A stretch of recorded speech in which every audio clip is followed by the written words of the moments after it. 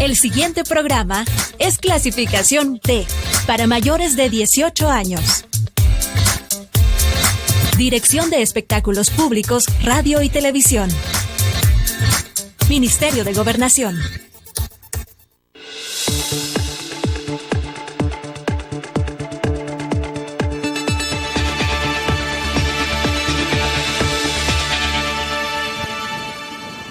Bienvenidos y bienvenidas a una edición más de Temas y Debates. Les saluda Ricardo Sosa. En esta oportunidad, tema apasionante, el fútbol nacional.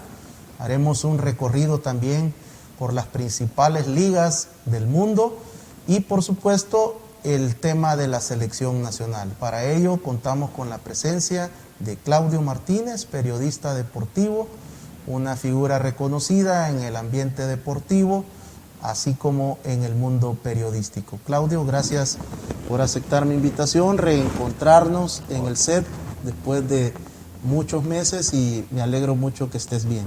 Hola Ricardo, bueno, gracias por la invitación y aquí estamos para hablar de esto que tanto nos gusta, ¿no? Esta polémica del deporte, del fútbol particularmente, ¿se vive con esta misma pasión en otros países? ¿Cómo, tú que has viajado por el mundo entero, cómo ves a la sociedad salvadoreña en relación al fútbol?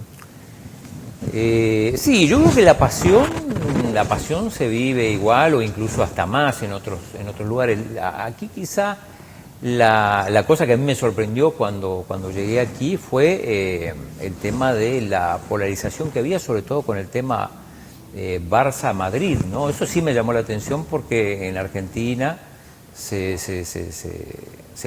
polariza, puede decirse, hay mucho debate, mucha polémica, pero jamás nadie se va a pelear por un Barça-Madrid, digamos. O sea, se pelean por los equipos locales y ese es el tema de discusión y todo, y la broma en la oficina. Aquí me llamó la atención eso. Y después sí, cuando juega la selecta, sí, obviamente que la gente se apasiona, se ilusiona, se decepciona, digo, hay todo un proceso, ¿no? Y sin duda me imagino que también no dejó de ser interesante que la primera división, si había un clásico entre Real Madrid y Barcelona, modificaba su programación.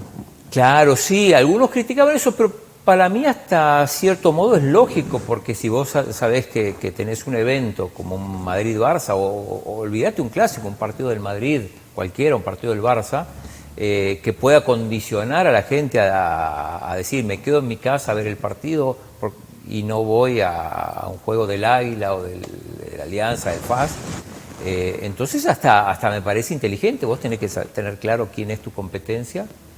Y la idea es que lleves gente al estadio. Entonces, si ese va a ser un problema, hay que cambiarlo. Después hay que trabajar en la identidad de los equipos para que eso no ocurra. En otros lados es impensable cambiar el horario de un partido por, o sea, no sé que sea la final del Mundial, pero si no, por un partido del Barça o del Madrid.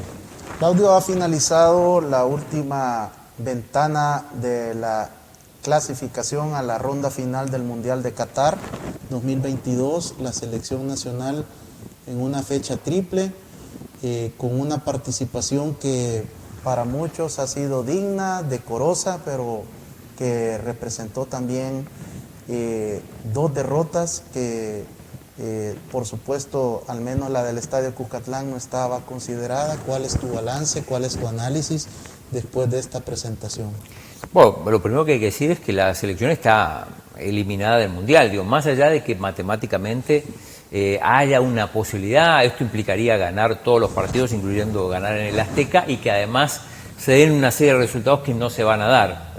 Entonces, pero hay que ser claro, la selección está eliminada. Más allá de que si uno hace las matemáticas todavía tiene un 1%, digamos, pero la verdad es que ya hay que ponerse a pensar en el próximo Mundial. Yo creo que desde antes estaba pensando en eso, pero a propósito de esta triple jornada, bueno, nos complica también la triple jornada porque hay que jugar muy seguido. Los jugadores no están tan acostumbrados a jugar tan seguido, con tanta intensidad, con rivales tan retadores como fue en esta jornada, sobre todo Estados Unidos y Canadá.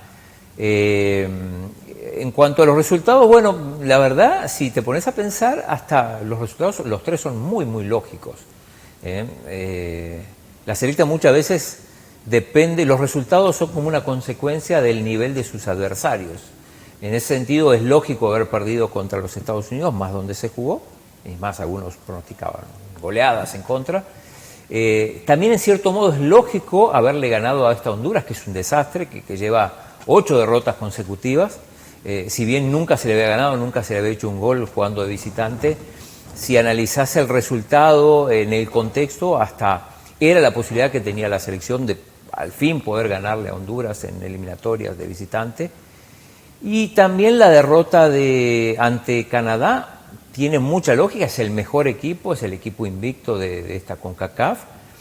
Entonces, yo creo que sí estaban los planes perder. Quizá no cuando se conoció el calendario, pero sí cuando empezamos a ver el desarrollo de los equipos y vimos que Canadá era un equipo muy, muy serio, ya no con 1 o 2 jugadores, sino con un equipo muy sólido, y que incluso se dio el lujo de jugar esta última ventana FIFA sin Alfonso Davies, que es su máxima estrella, y aún así nos ganó. No fue tan superior como el 2-0 final lo refleja, incluso quedó la polémica del penal, que si ese penal se hubiera sancionado y se hubiera convertido, no sé si El Salvador hubiera perdido ese partido. Es más, arriesgaría a decir que lo hubiera ganado, pero como dice Eugenio Chica, si mi abuelita tuviera ruedas sería bicicleta, digamos. Claudio, muchos analistas, expertos en deporte, ubicaban a la selección nacional en 8º lugar. Y los que de alguna manera éramos más optimistas, decíamos que la selección podía tener la capacidad de pelear un posible repechaje. Al final estamos sextos, faltando 3 partidos. Si medimos los planteles, las ligas en las que juegan muchos de estas estrellas, de los equipos que están en los primeros lugares, ¿cuál es tu balance del desempeño de esta denominada era Hugo Pérez? Bueno, primero, si analizamos el sexto puesto, yo calculaba que la selecta iba a terminar más o menos séptima. La verdad no vislumbraba el desastre que ha sido Honduras, que realmente ha sido un desastre, a pesar de que arrancó bien, arrancó con 2 empates de visitante. Yo a Honduras lo veía ahí peleando por lo menos un lugar en la repesca. Y de Jamaica sí esperaba pelear con Jamaica el 7º y 8º lugar. De hecho, el propio Hugo Pérez, antes de empezar el octogonal, dijo, de entrada yo creo que somos el equipo número 8. Todo lo que podamos hacer, bienvenido. Y después, en la mayoría de los casos, se ha dado lo que un poco el reflejo de esta última ventana FIFA. O sea, le ganás al que tenés que ganar y perdés con el que tenés que perder, digamos. En realidad se ganaron 2 partidos, se ganó contra Panamá aquí, un partido que se jugó bien, Panamá jugó bastante mal, mérito también de El Salvador, y la victoria en San Pedro Sula, que ha sido histórica porque nunca se había podido ganar, y después se dejaron pasar partidos como contra Estados Unidos, que no se jugó mal pero no se ganó, contra Honduras aquí, contra México es lógico perder los 2 partidos, uno ya lo perdimos, el otro lo más probable es que sea derrota, donde va a cerrar El Salvador su participación en el octogonal, en el Azteca. Con Panamá ya jugamos muy mal, contra Canadá de visitante fue el peor partido, o sea, nos metieron 3 goles, pero más o menos, digamos, yo creo que se puede considerar digno primero, ningún rival, salvo un lapso en el partido en Canadá, en Toronto, te pasó por arriba, eso es importante.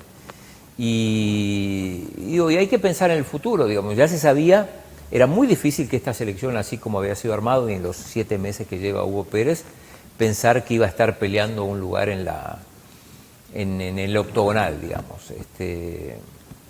Quizá debería tener un poquito más de puntos de lo que realmente tiene, pero igual hubiera estado lejos de ese lugar que, por ejemplo, que yo decía, bueno, si nos va muy bien, quizá podemos pelear ese 4º lugar que da el repechaje, donde ahora están peleándolo, ya me parece, entre Panamá y Costa Rica va a estar ese cuarto lugar, porque me parece que los 3 primeros ya están definidos, a falta de 3 jornadas no creo que cambie mucho, y el cuarto lugar ese de la repesca se lo van a pelear se lo están peleando entre Panamá y Costa Rica.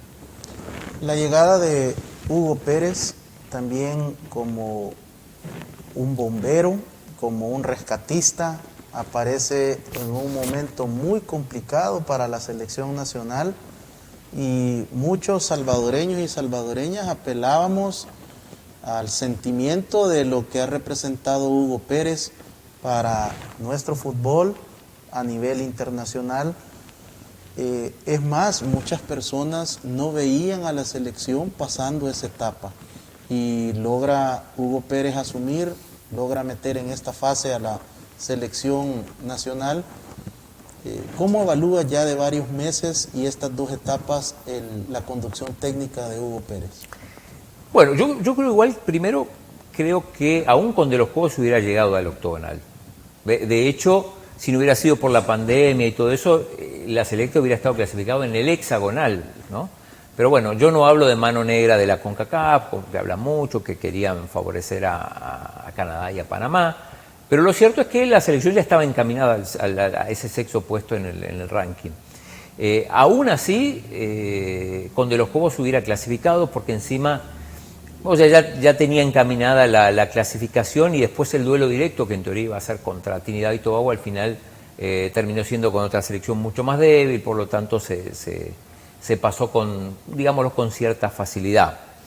Bueno, dicho eso, sí considero que la llegada de Hugo Pérez se vio mejora, hubo cambios en las convocatorias. Siempre va a haber gente que discute, bueno, ¿por qué llamaron a este? ¿Por qué no llamaron a otro? ¿Por qué no llaman a Fito Celaya? ¿Por qué no llaman a aquel? ¿O por qué llaman a aquel otro? ¿Por qué llaman a muchos jugadores de los Estados Unidos? Pero me parece que se ha trabajado bien. No sé si Hugo estaba preparado para dirigir a la selección mayor. Recordemos que él no tiene tanta experiencia, o no tenía experiencia en dirigir mayores. Él había llegado en principio para encargarse de las divisiones menores, y de hecho arranca con la sub-23 y yo recuerdo, bueno, porque estuve en Guadalajara con ellos en marzo, y la selección él no la descartaba, pero lo veía como algo más lejano. O sea, ya él sí tenía un plan para el Mundial 2026. Él considera, y bueno, no solo él, sino el cuerpo técnico y en general el ambiente futbolístico salvadoreño considera que es la gran oportunidad el Mundial 2026, teniendo en cuenta que ya hay 3 equipos clasificados, que son Canadá, Estados Unidos y México, por ser anfitriones, y que al menos va a haber 3 otras plazas, entonces va a ser más fácil. CONCACAF va a tener por primera vez, porque además se va a ampliar en teoría el cupo de participantes, va a tener 6 representantes, algo que nunca tuvo. Entonces es o ahora o nunca. Entonces me parece que estaba planificado sobre todo para asumir en el después del 2022 quizá, ¿no? Entonces como que, vos decías, bombero.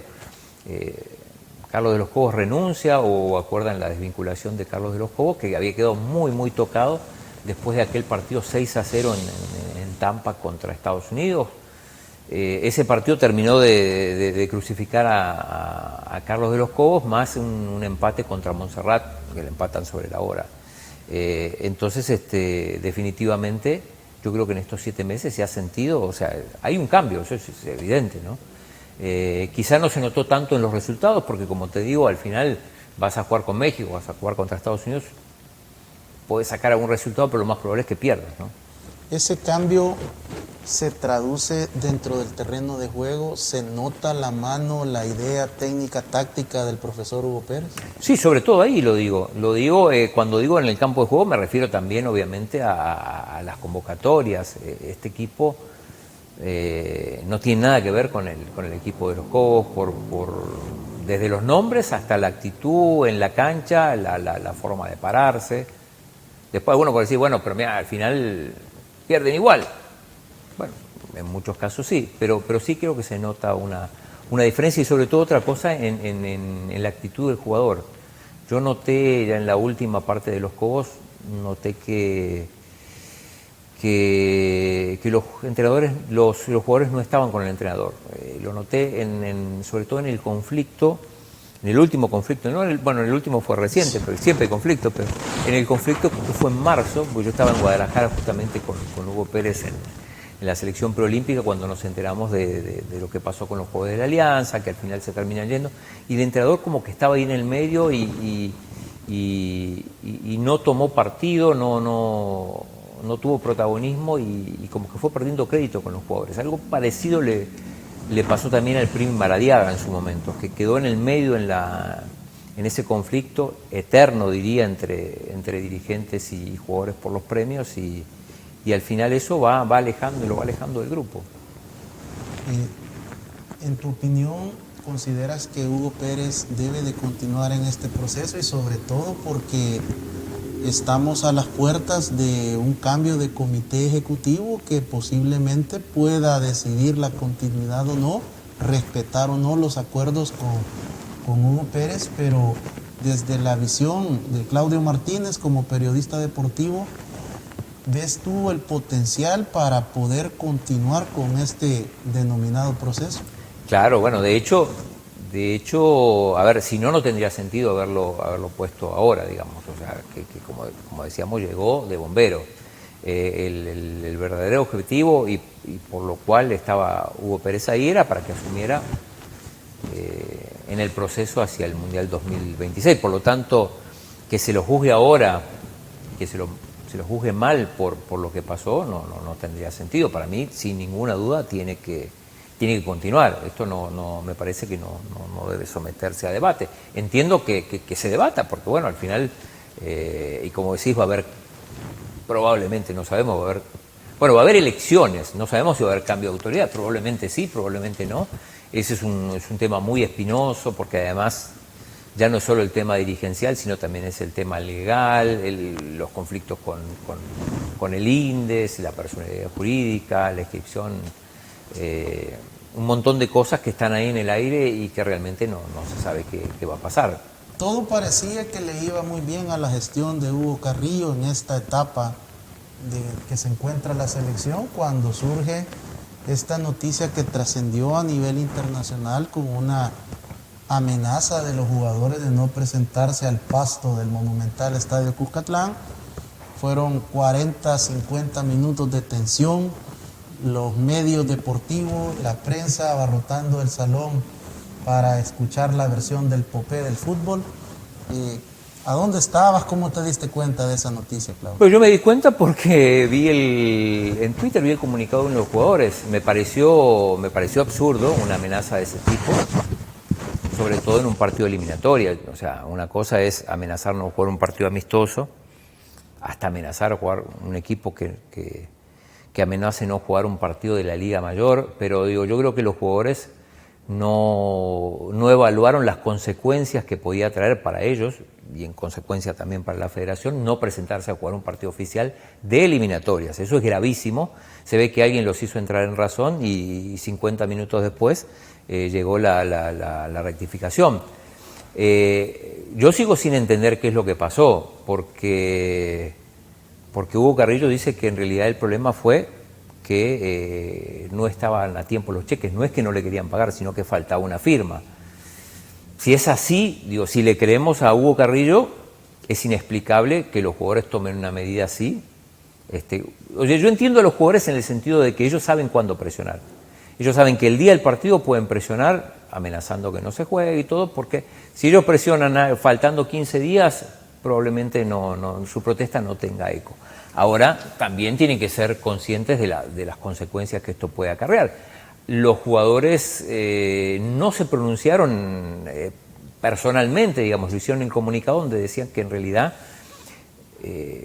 no era un tema de impaciencia, como decía Carrillo, por eso tenemos dos versiones, sino que se le quería pagar menos porque se le consideraba ya eliminados. Y evidentemente aquí hubo un pacto, de hecho un pacto, digamos, que los jugadores tenían como unos premios mientras estuvieran con posibilidades de seguir de clasificar al Mundial, y otra cuando ya no tuvieran posibilidades. Se ve que habían negociado eso, entonces los jugadores dicen que ya se le quería pagar estos premios como si ya no tuvieran ninguna posibilidad, que si bien en la práctica no la tienen, pues ya lo primero que dije, matemáticamente todavía tenían, por lo tanto los jugadores, si era eso lo que esgrimían, tenían razón, pero el propio Carrillo dijo en la conferencia de prensa que no, que ese no era el problema, que ellos le iban a pagar como si estuvieran clasificados, porque como si seguían, digamos, con posibilidades, porque ellos creían que aún seguían clasificados. Esto había sido todavía antes de la última derrota con Canadá.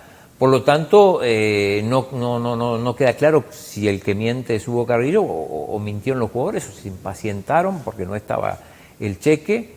Lo concreto es que se originó una cosa que tuvo repercusión mundial, como vos decís, porque estas noticias no las leemos todos los días, que un equipo una selección no se quiere presentar a jugar. Para mí se precipitaron los jugadores más allá de quién haya tenido la razón.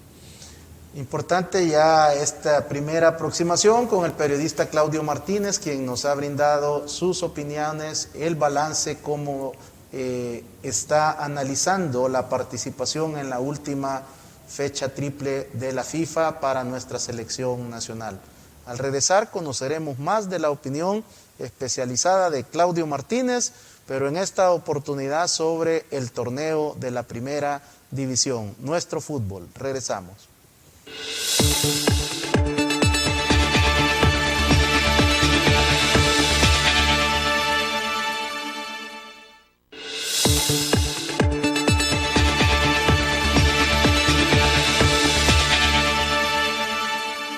Gracias por continuar en nuestra sintonía. Claudio Martínez, periodista deportivo, comunicador de diferentes medios y que también está narrando partidos internacionales de eliminatoria mundialista, de la Champions League y del fútbol salvadoreño. Claudio, 6 fechas se han cumplido del torneo de la primera división. Águila retoma el vuelo y parece que va con paso firme, consolidándose en el primer lugar. Un Platense y un Alianza que no han tenido un buen arranque. ¿Cómo ves esta situación del fútbol nacional cuya característica principal es lo impredecible? Un fin de semana le ganas a los grandes y en el otro pierdes con los coleros. Bueno, sí, la irregularidad siempre se ha caracterizado en el fútbol salvadoreño.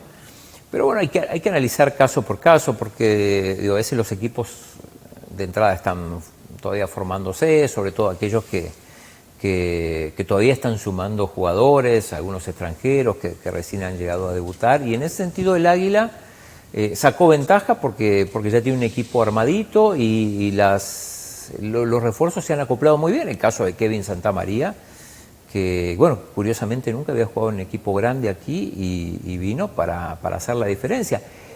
Por ejemplo, en el caso de la Alianza hay que tener en cuenta que prácticamente no ha podido contar con los jugadores de la selección. ¿Perdió su goleador también? Claro, bueno, perdió a Dubia Riasco, lo reemplazó bien, me parece, con Franco Arizala, pero imagínate, porque acá se programan partidos en fecha FIFA, cosa que no pasa en casi ningún lado. Entonces, el Alianza, por ejemplo, no pudo contar con la mayoría de los jugadores en las primeras por lo menos 3-4 fechas. En el caso de Mario Martínez, todavía no debutó, se lesionó, no pudo jugar incluso el último partido de la selección. Entonces, equipos como Alianza resintió eso, otro equipo no, porque tenían a lo mejor solo un jugador convocado. Y son diferentes situaciones, pero esto como que recién va entrando en calor y además la verdad no es tan importante, salvo para Limeño sí era importante arrancar bien porque está abajo en la tabla y Metapán le ha sacado una diferencia que ya es importante y necesita despertar rápido, pero para el Alianza, que fue último en las primeras fechas, incluso para el FAS, que también estuvo ahí en el sótano, digamos, el torneo es largo y generoso, o sea, mientras quedes entre los 8 primeros no pasa nada, Y entre 12, quedar entre los 8 primeros tampoco es tan complicado. O sea, al final te puede ir mal, pero ganas un par de partidos y enseguida estás ahí. Y más ahora que tampoco ya no hay ventaja deportiva. Entonces, antes los que quedaban arriba tenían la ventaja en el sentido de que en los duelos ya de cuartos de final, ante 2 empates, pasaba el equipo que había quedado más arriba en la tabla. Ahora ya eliminaron eso, hizo que los cruces fueran más emocionantes. De hecho, en el último quedaron afuera el Águila, quedaron afuera el Firpo y el FAS. Tuvimos ahí unas semifinales bastante sorpresivas. Pero entonces, la verdad, lo único que se necesita es entrar entre los primeros 8. Y es algo que, como digo, no es muy complicado. Por lo tanto, tampoco veo tanta preocupación en los equipos que arrancaron mal. Platense, ¿qué está sucediendo? Porque no tuvo mayores variaciones. Sí, no ha ganado, tampoco ha perdido mucho, pero no ha ganado, y cuando no ganás ahora con esto de sumar de a 3 puntos, obviamente si no ganás, el puntito del empate es poco, ¿no? Pero no lo veo mal el equipo, no se reforzó mal tampoco, y recordemos que tampoco arrancó tan bien el otro torneo. Después, es más, se tuvo problemas hasta último momento para clasificar, termina clasificando en las últimas jornadas. Era lo que decía, que puedes arrancar mal y todo, pero al final si con un par de buenos resultados terminás clasificando. Así que, pero no le veo problema. El Platense va a mejorar porque ha mantenido al equipo, incluso ha sumado refuerzos como Irving Herrera. Así que está bien. Claudio, más de 40 extranjeros han llegado y se han inscrito en los equipos de la primera división. ¿Destaca alguno? ¿Realmente la plantilla y el aporte de los jugadores extranjeros se está diferenciando del jugador nacional?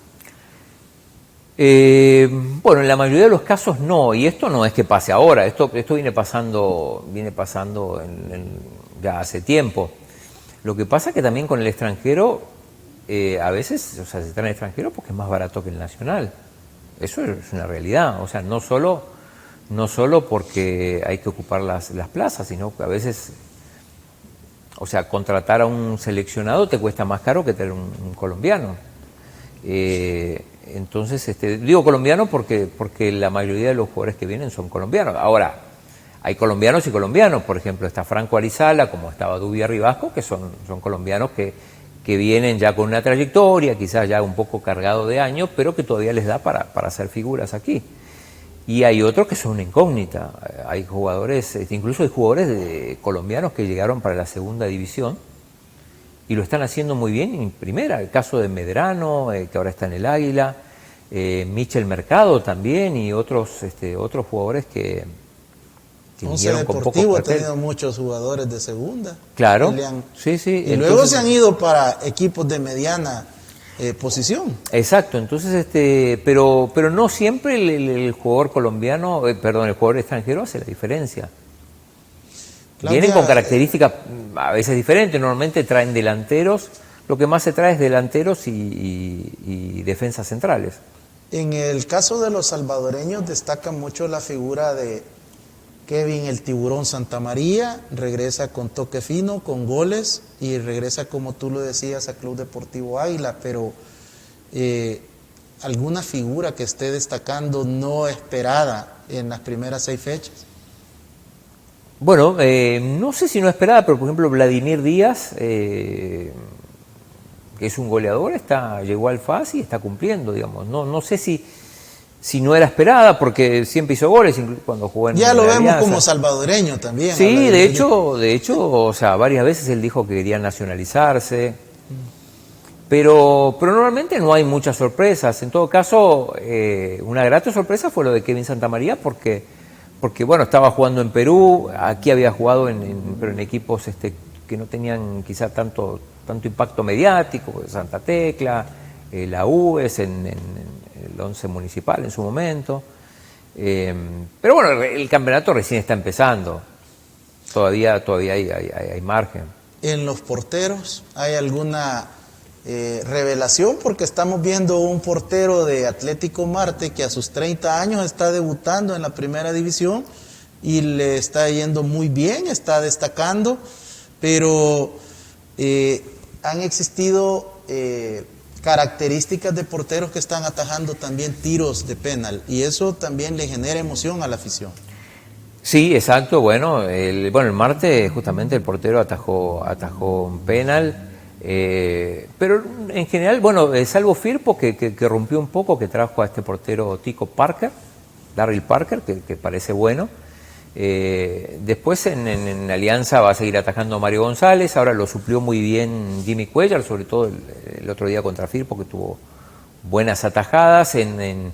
En Fassi de Caravantes, que también está en la selección y que también anduvo bastante bien en la selecta contra Canadá. En Águila está Benji Villalobos, inamovible, a pesar de que tuvo en el torneo pasado tuvo ahí su problema con el entrenador y estuvo en la banca algunos partidos. Pero ahí no vemos nada y no me imagino cambios en las convocatorias de la selección. Me parece que los porteros van a seguir siendo los de siempre. Chalate, que tiene a Henry Hernández, que era el ex capitán de la selección.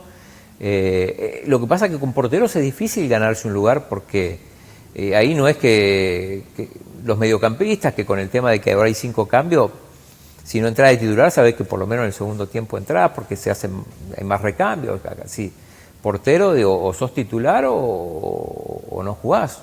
Son pocos los casos de que los entrenadores deciden alternar, ¿no? Como pasa, por ejemplo, en el PSG con Donnarumma y Keylor Navas, o en algún momento que pasaba en el Barça cuando estaba Claudio Bravo y Ter Stegen. Pero o sos titularísimo o sos suplente. Claudio, en cuanto a la dirección técnica, continúan prácticamente las mismas figuras al frente de los equipos de la primera división, pero siempre hay algunos que tienen regularidad, como el profesor Nelson Ancheta, que viene desarrollando un trabajo muy bueno en Atlético Marte, sin muchas figuras, y que siempre este tipo de problemas como el que se dio en la fecha antepasada, con un penalti inexistente, al final son estos puntos los que a Marte no le permitieron entrar en el grupo de los 8 en el torneo pasado. ¿Alguna revelación importante en la dirección técnica, algún planteamiento diferente que te llame la atención? No, cada uno tiene su estilo, puede variar alguna cosa, pero normalmente no vamos a ver grandes variaciones. Ancheta es un interesante caso, justo cumplía, creo que el día que lo expulsaron cumplió 400 partidos en primera, llevaba como 5, y no lo habían casi 6 años lo había expulsado, se venía comportando, pero el árbitro Héctor Salazar lo sacó de quicio, ¿no? Y al final, es de la línea del Toto Gamarra, de David Omar Sevilla, del propio Bochinche Portillo, que ya no está dirigiendo en primera.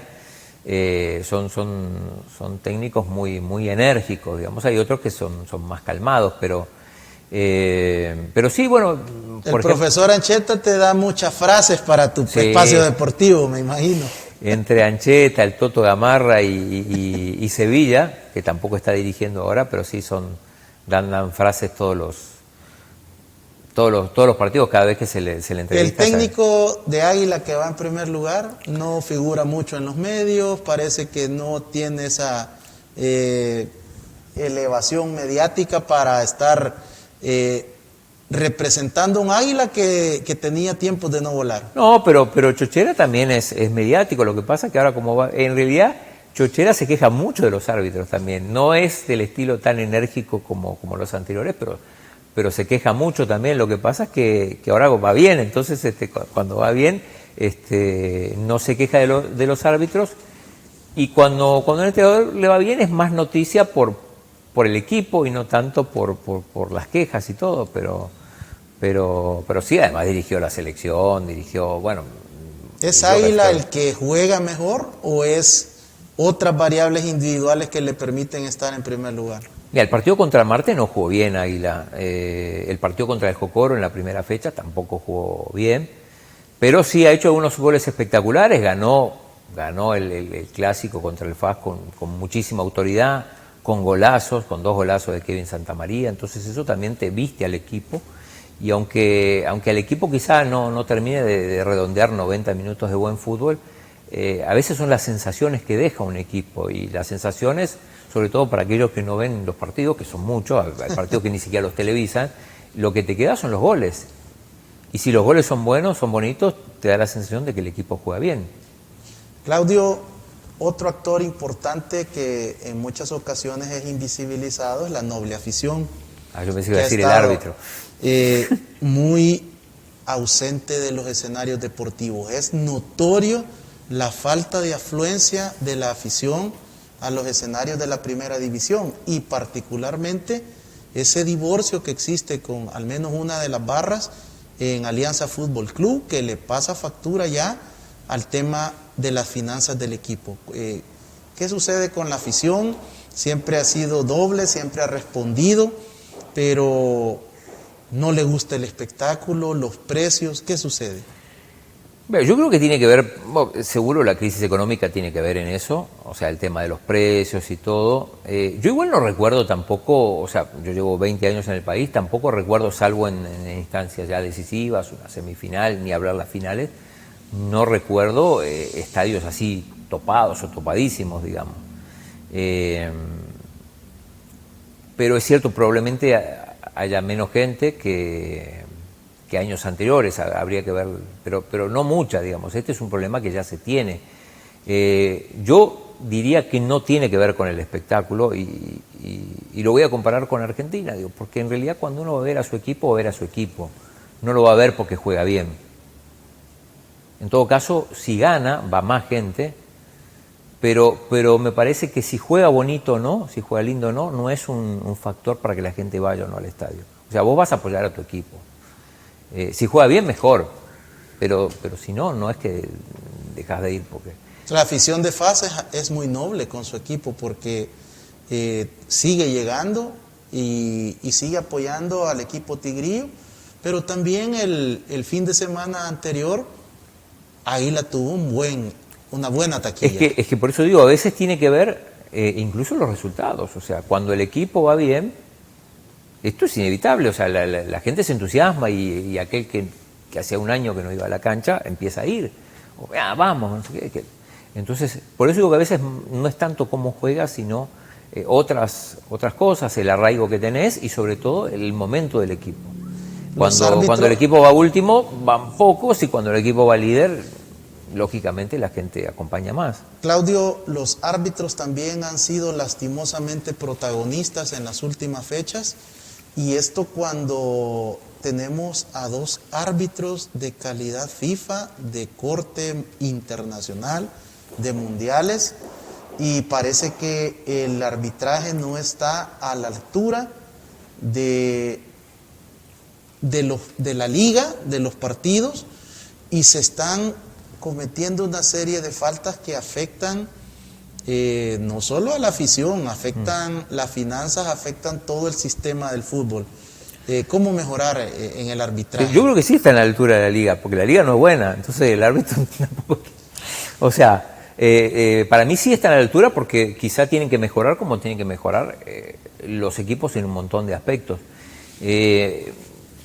Pero esto es un problema, mira, si con el VAR, la cantidad de problemas que hay en ligas muchísimo más importantes, o los partidos de CONCACAF y todo, entonces tampoco le podemos exigir acá, que ni siquiera tienen las diademas para comunicarse. Al menos la comunicación. Entonces, imagínate, entonces yo para mí yo no diría que está en crisis el tema del arbitraje acá, o no está más en crisis que otros aspectos del fútbol local, digamos, yo lo pondría al mismo nivel. Lo que pasa es que, claro, siempre hay casos que marcan, como hablando de CONCACAF, fue el famoso penal que se cobraba o no que le hacen a Tamacas, o incluso el propio Iván Barton, que cobra un penal que le termina dando la victoria a México sobre Panamá, entonces muy cuestionado también si había que cobrar ese penal, si era o no era, pero lo que a veces son, como te digo, jugadas puntuales o sea, el árbitro puede tener una actuación perfecta, pero si se equivoca en algo que termina teniendo una incidencia muy grande, ahí es diferente. Y me refiero, por ejemplo, el caso del penal inventado, porque no fue penal, con el que Águila le termina ganando la semana pasada al Marte. Entonces, ¿eso por qué tiene tanta incidencia? Porque fue en el último minuto, y terminó en gol y terminó en victoria para... A ver, si el partido ese iba 5-1, aunque se hubiera equivocado en el penal no hubiera pasado nada, porque el partido ya estaba definido. O incluso si ese penal que le dan al Águila se termina fallando, lo termina tapando el portero, no hubiera sido el escándalo que fue. Entonces a veces los errores se miden por las consecuencias que traen. Y también fue la audiencia, porque ese día no era el único partido que había. Era el único partido y estábamos pendientes de nuestra liga. Era el único partido también, que esa es otra de mis luchas. Digo, ¿por qué todos estaban viendo ese partido? Porque era el único. Y entonces, ¿por qué no se escalona, como pasa en todas partes del mundo, la jornada, y que no cuando juegan los miércoles, juegan 4 a la misma hora? O sea, esto es como pensar que poner a la misma hora el partido del Real Madrid, el del Atlético y el del Barcelona. O sea, se entiende la última fecha, pero después, o sea, es absurdo. Cuando tenés audiencia que puede ver uno, otro y otro, los tres. Importante sugerencia, esta recomendación que hace Claudio Martínez, porque es cierto, no cuesta nada ponerse de acuerdo y sobre todo que todos los lunes tienen que definir cuándo van a jugar y cómo. Pero es muy fácil la explicación de por qué no se hace.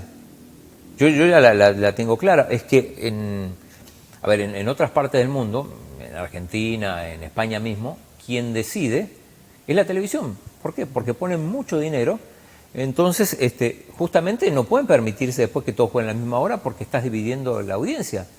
Entonces la televisión dice, bueno, hoy a esta hora juega vos, a esta hora juega vos y a esta hora juega vos. Nadie se puede quejar porque le pagan muchísima plata. Aquí la televisión paga, no sé si mucha plata, pero paga, pero le deja a los equipos, son los equipos quienes deciden a qué hora jugar. Y los equipos deciden jugar a la hora que creen que puede haber más, que le puede llegar más gente, pero no comparan como a qué hora va a jugar el otro, o si me van a televisar o no. Importante el análisis de Claudio Martínez sobre la primera división. Hemos tratado de abordar todos los actores para que usted pueda tener una opinión fundamentada de un especialista. Al regresar, hacemos una revisión rápida del panorama internacional de un periodista que ha cubierto una cantidad importante de eventos élites de primer nivel internacional y conoceremos cuál es la opinión de Claudio Martínez en estas competencias internacionales. Regresamos.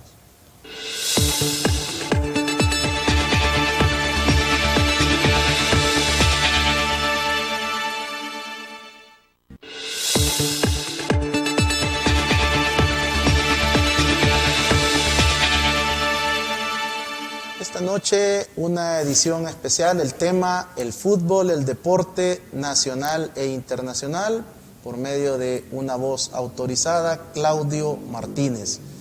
Claudio, pues la Liga de España es una de las más seguidas en El Salvador. Considero que con la salida de Messi y de Cristiano Ronaldo ha bajado el impacto en El Salvador, pero siempre hay una demanda por consumir los juegos de la Liga Española. ¿Cómo ves al Barcelona principalmente con la llegada de Xavi? ¿Está cumpliendo las expectativas? ¿Qué te dice en tu olfato deportivo? ¿Quedará fuera de la Champions o cómo lo ves? A ver, bueno, yo creo que cumplió a medias, en cierto modo. O sea, sobre todo si preguntás ahora, después del partido del domingo contra el Atlético, las sensaciones son buenas, se ha reforzado bien. Pero recordemos que Xavi llegó para los últimos partidos de la Champions, no logró ganar al Benfica, que era el rival a vencer, por lo tanto quedó eliminado, va a tener que jugar la Europa League, también es un desafío ese, y en la Liga ha mejorado un poco, ya está en el cuarto lugar. Esto es importantísimo, estar entre los primeros 4, que algo que consiguió con la victoria del domingo, pero que necesita mantener porque necesita estar en la próxima Champions. Si el Barça se queda fuera de la próxima Champions, esto es decir, no queda entre los primeros 4 o no gana la Europa League, que también resulta difícil, esto va a tener dos complicaciones. Una muy grande económica, porque va a dejar de recibir un dinero que habitualmente recibe por participar, y después le va a condicionar los fichajes. O sea, imagínate, a la hora de hacer fichajes es importante que un equipo juegue la Champions. Esto hace años no se lo planteaba el Barça porque clasificaba caminando. Si no salía campeón, salía segundo, o en el peor de los casos tercero. Digo, nunca había estado tan comprometido con esta clasificación. Entonces imagínate si quieren convencer a Haaland, al noruego, de que fiche por el Barça, y tiene que competir el Barça con otros equipos como el Manchester City, que va a jugar la próxima Champions. El Haaland no se va a ir al Barça a jugar la Europa League. Una cosa es que te eliminen de la Champions y termines jugando en la Europa League como consecuencia de esa eliminación, y otra es ya arrancar la temporada sabiendo que no vas a jugar la Champions. Entonces, pero Xavi y los refuerzos, estos últimos que han llegado, Adama Traoré, Aubameyang, Ferran Torres, Dani Alves, han traído cierta esperanza, me parece, en el club. En una liga que, como digo, va a ganar el Madrid. Me parece que la diferencia de puntos que tiene, y además no ves a ningún equipo que le pueda hacer sombra en la liga. En la Champions es otra cosa, pero en la liga, aún sin jugar bien, aún ganando ahí 1-0, yo no veo ni al Sevilla, ni al Betis, ni mucho menos al Barça y al Atlético con posibilidades de arrebatarle el título, de descontar esa ventaja que tiene. La próxima semana inician los octavos de final en la Champions League. Tendrás la oportunidad de narrar parte de los juegos. Seguramente. ¿Y cómo ves estos juegos que ya son los que adquieren mayor realce en nuestro país, principalmente los seguidores del Real Madrid, con un choque muy llamativo? Claro, bueno, entre todos los partidos, que hay muchos partidos importantes, pero sin ninguna duda destaca el Real Madrid-PSG. Por todo el morbo, porque bueno, además en el PSG está Messi, está Ramos, que no se sabe si va a llegar al partido, pero está Neymar, está Mbappé, o sea, tiene todos los condimentos ese partido, y un poco la mala suerte, sobre todo el Madrid, porque el Madrid gana su grupo. Cuando vos ganás tu grupo, sabés que te va a tocar un segundo de otro grupo, en teoría un rival mucho más accesible que el que gana el grupo.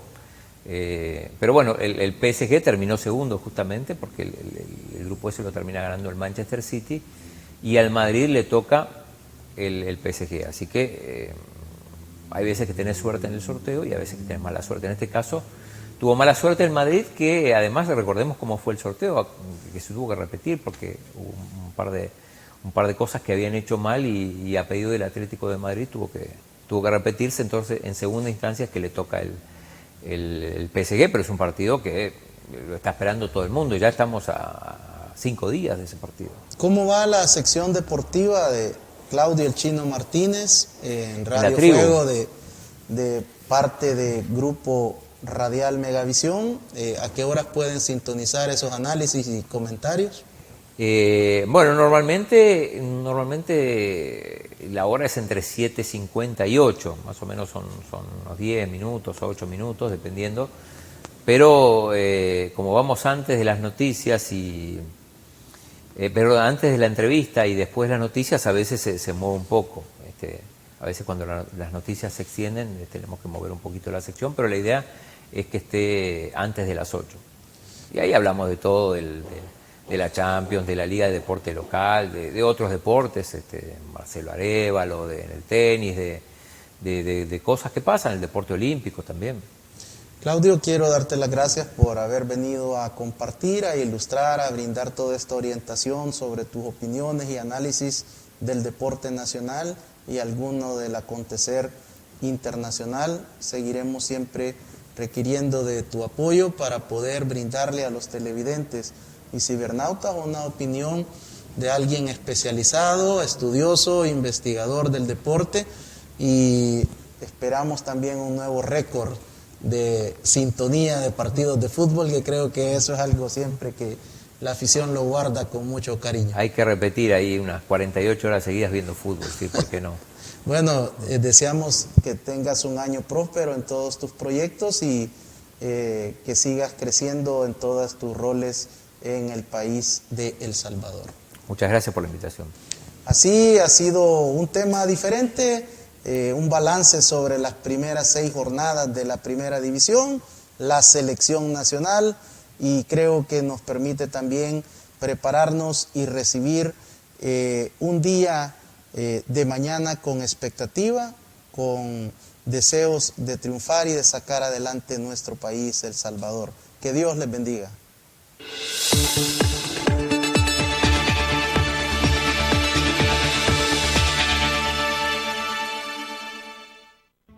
Los conceptos vertidos en el programa anterior son responsabilidad directa de quien los emitió. En ningún momento representan la línea editorial de esta estación televisora.